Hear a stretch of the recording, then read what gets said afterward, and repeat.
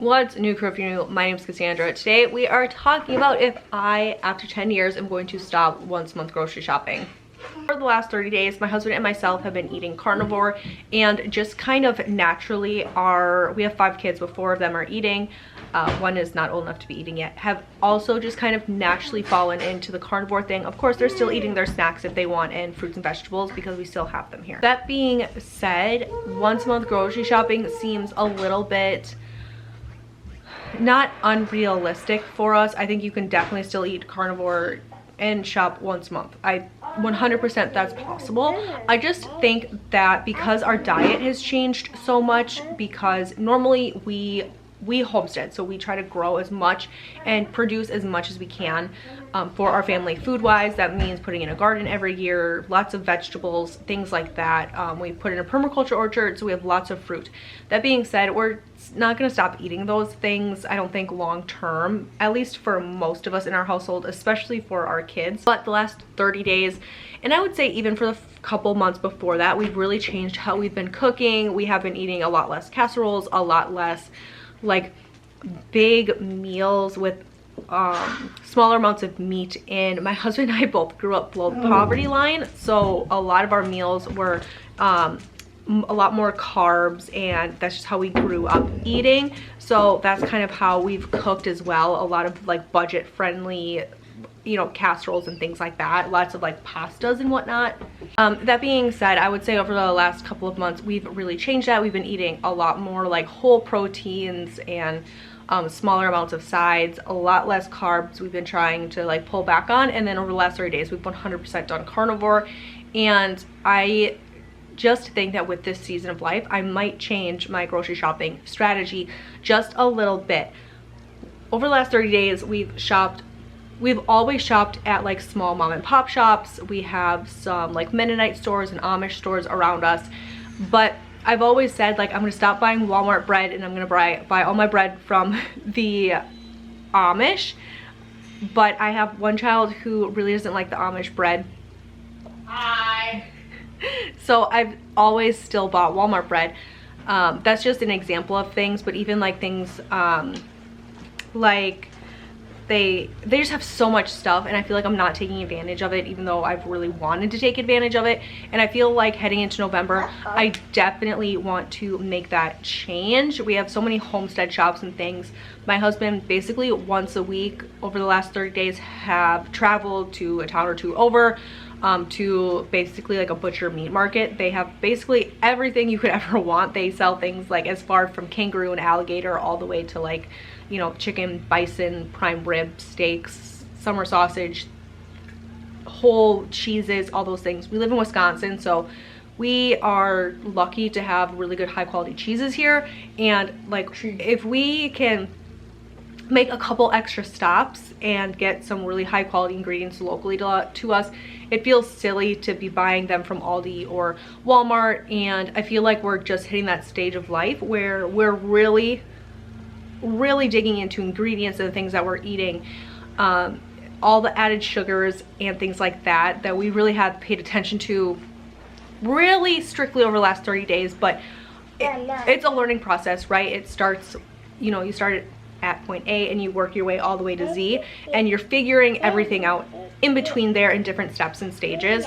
And I feel like we're really at a point in our life where my husband and I are really ready to like dive in. And if that means we are grocery shopping way more than once a month and we are spending more money but on higher quality items, I think we're at the point financially where we're ready to do that, and mentally where we're ready to maybe make a couple extra stops. That being said, does that mean I'm never gonna shop at Aldi again? No, I 100% still plan to go to Aldi. I 100% still plan to do a Walmart pickup, especially because we're heading into the holidays. There are some fun seasonal things I enjoy to let my kids have around the holidays, like the fun little holiday cookies. Yeah, the holiday cookies, all the holiday treats, and holiday candies. Like, we're heading into that time of year. I think that having those things once a year is a treat, and I still stand by that. I think that treats are meant to be enjoyed, and every once in a while is totally fine. So I still plan on, you know, doing my Walmart pickup order. There are still things that through research I have things in my cart for Azure Standard for the first time. I'm not 100% sure if I'm going to order this month because my pickup order I would have to meet the truck on a Sunday, but we're supposed to get our first snowstorm on Friday. Now, I don't think the snow is going to stick. I don't think the ground is quite frozen enough for it yet. However, we have had a couple freezes, so it's kind of wishy-washy. I'm just nervous because, well, my husband can drive in the snow, no problem. I'm worried about other people. We live in Northeast Wisconsin, and everybody knows in cold climates that first snow of the year, people like forget how to drive in it. So I trust my husband in it, but do I trust other people? Not really. We would have to drive over an hour to go pick up that grocery order. So I'm still unsure and if I actually want to put that order in or not, or if I want to wait. But we're heading into that time of year where there's pretty much always going to be snowstorms and things. So it's kind of like, I made it a pretty decent sized order. It's like $400 or $500 from Azure Standard. But it would last us probably a good while to kind of get us through the winter, I would think. And we probably wouldn't have to do another order maybe until like January or February, so it would be a couple months worth of things. So I'm kind of teeter-tottering on it, but the idea to be able to still get like really good high quality things, and Aldi is great for that, for cheap. They have great, no sugar juices and things, and not that we drink a lot of that anyways, because like I said, it's a treat, but we're heading into that time of year where we do drink more juice for the holidays and things. Really good organic fruits and vegetables and canned goods and whatnot. Now, we don't need a lot of canned goods because we do a lot of canning ourselves. So is that something that we would really need to rely on? No, but it's just a point in case that I've been doing a lot of price matching and checking of ingredients. I'm lucky enough to have 2 computer screens. So I had Azure Standard up on one screen and Walmart up on the other screen. But you could definitely do this, like have, Azure Standard or whatever, one website up on your computer, one website, pulled up on your phone through an app. And I checked ingredients for ingredients, price for price. So I did a lot of price checking before I put things in my Azure Standard cart, because I wanted to see, can I get an equally good product from Sam's Club or Walmart or Aldi? If the answer was no, I put it in my Azure Standard cart. If not, I just kind of like made a note in my notes app on my phone to figure out, okay, if I want like whatever it was, like a really high quality butter, Azure Standard is going to be the best place to do it because I can buy it in bulk and I have the ability to store it. But there were other things like I was looking at French fries for an example, because Azure Standard sells huge boxes of French fries. I could get one box and it would last us probably 6 months. It was pretty expensive. I think it was like $60 some, but my kids love when I make potato wedges. The potato wedges. My kids love the potato wedges that I make. And so I decided, you know what, it's November. It's November and December are the cheapest potatoes ever are all year. I'm just gonna buy probably 50 pounds of potatoes. Once again, nothing wrong with getting them from Walmart. And bulk making and cutting a bunch of potato wedges to get blanched and in the freezer. That way, over the next couple of months, I can have potato wedges for the kids to eat, because those take a little bit of time. Sometimes I don't always remember to get them because I like to soak my potato wedges in water to get the starches out, makes them crispy and really soft on the inside. So to be able to do that with just potatoes, which is the same as Azure Standard, just potatoes, and if you're looking at French fries, you would be surprised looking at Walmart or something like that, all the extra things they put in your French fries, it is not just potatoes. I can do that, and it's gonna cost me, if I want 40 pounds of potatoes, it's gonna cost me like $20 maybe to make those, instead of the 60 or 65 a box from Azure Standard would cost me. So I've just been doing a lot of thinking and a lot of researching over the last 30 days, really. And the truth is, convenience is real. That's 100% a thing. My husband and I have already committed to another 60 days of carnivore. I am probably going to be switching to a less strict version of carnivore, because I'm not doing this to like cure anything. I don't have any ailments that are wrong with me or any like autoimmune diseases I'm looking to clear up. I literally only did this to lose weight and to support my husband.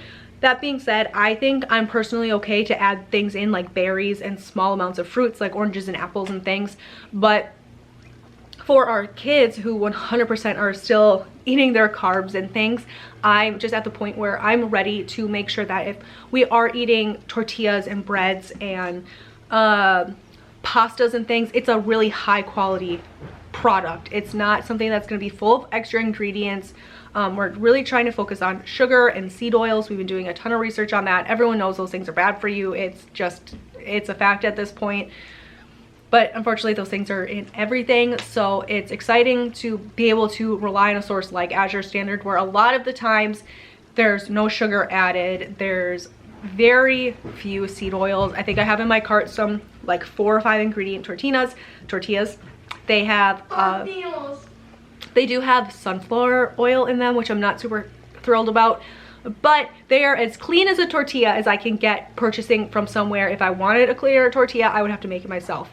Have I made tortillas myself? Absolutely. Do I always have them prepped and ready to go? Absolutely not.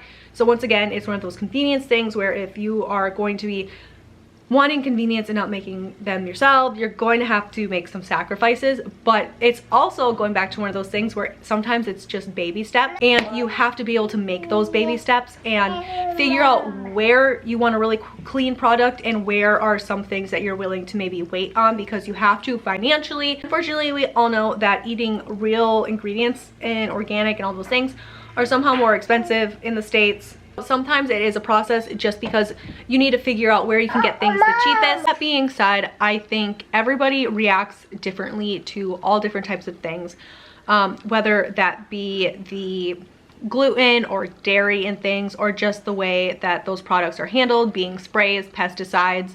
And I think the same is true for fruits and vegetables, even if they're organically taken care of. I think once again, this is way over my pay grade, obviously, but I do think that it's 100% possible that people with really bad seasonal allergies can be just not tolerate vegetables or fruits very well, especially vegetables, just because they are part of the environment and maybe ingesting them isn't great for them. I've learned over, just 30 days of carnivore that I think that I tolerate things pretty well. Personally, I don't think I have a lot of issues with things. I have noticed that with brassicas, they do make me bloat. They give me some indigestion and things. So maybe that's a sign for me personally that brassicas aren't something that like sit really well within my body, which is good to know. Do they make me feel absolutely miserable? No, definitely not. But maybe if I don't want to deal with all the bloating and like gas or anything that comes along with that, maybe brassicas aren't for me, which is unfortunate because I love brassicas. I think brassicas are probably my favorite vegetables to eat. But maybe it's just knowing what works for your body and what doesn't, and making the choice to be able to say, yes, I'm willing to deal with these consequences, or no, I'm not really willing to deal with these consequences. I think it's totally possible that people out there can have really bad reactions, 100% food-based. Personally, for me, I think that the big one is sugar, and I think that's totally across the board general. I can put the statistic up here, but if I'm correct in reading, but I've done a lot of reading, so I might be getting some numbers mixed up here. I think that originally we're only supposed to be eating, I think right now it's like 10 tablespoons of sugar a day, but they really wanted to reduce that number to like 5 tablespoons of sugar a day. And all the donors that came in and said, hey, we give you the money to run these facilities. If you lower that number, we are no longer going to fund you. So they said, whoa, whoa, whoa, whoa, okay, we won't be messing with the sugar numbers. I think that was Coca-Cola that said that, like, no, we're not going to be donating to you anymore. Don't do that. So it's, it depends on how many tinfoil hats you want to put on and how deep you want to dive into the rabbit hole. But, those things are happening. There's also something that I read recently that your average 8-year-old today who eats the average American diet eats more sugar in one day, than a child 100 years ago would have eaten in their entire lifetime. A lot of things to think about. And it comes back into once a month grocery shopping. I think for now, focusing on shopping at these local shops. The reason I think this is going to hinder me shopping at some local shops and doing once a month grocery shopping is, of course, the stock. They're not going to be as stocked as something like Walmart or an Aldi because they're mom and pop shops. A lot of times they are bringing things in from people who have like home bakeries and have like a license to cook and can out of their home and sell those products, which I 100% support and love that.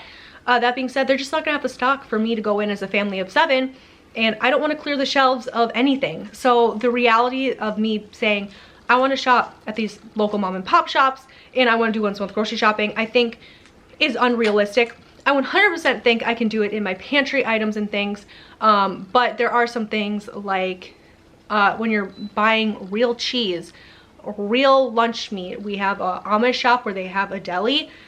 They slice the meats right in front of you. They slice the cheeses right in front of you. They can shred them for you if you want.